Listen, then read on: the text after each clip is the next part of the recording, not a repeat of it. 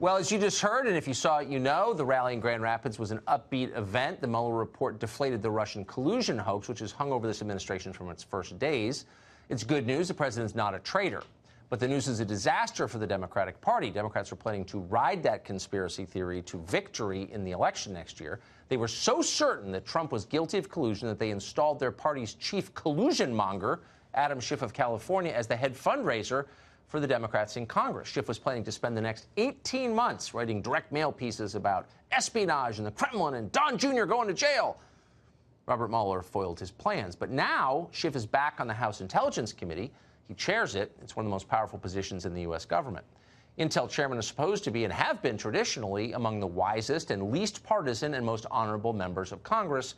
Schiff is none of those things. He's an unbalanced hack with a weakness for conspiracy theories. There's no part of the Russia hoax, no matter how absurd, he doesn't believe and repeat wholeheartedly.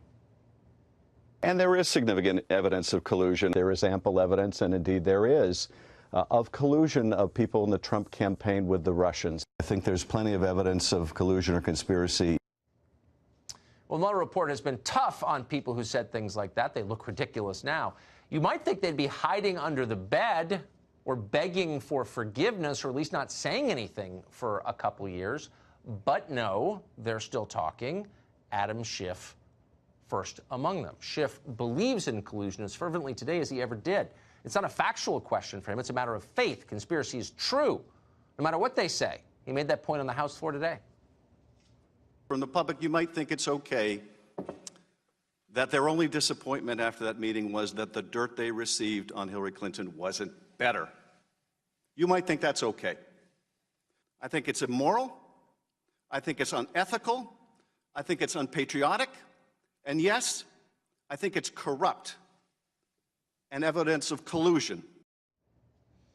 Immoral, unethical, and patriotic. Schiff went on and on like this, like a mental patient screaming at cars in an intersection. At one point, he claimed that Roger Stone's Twitter messages to WikiLeaks amounted to proof of Russian collusion. The whole thing was bizarre and worrying, too. The Intel Committee handles the most sensitive information our government produces. It's not a place for crazy people. Probably not a good idea to have one at the helm. And so today, every Republican member on the Intel Committee signed a letter asking Schiff to resign his post. He's not mentally competent for the job. That's obvious. Here's Mike Conaway of Texas.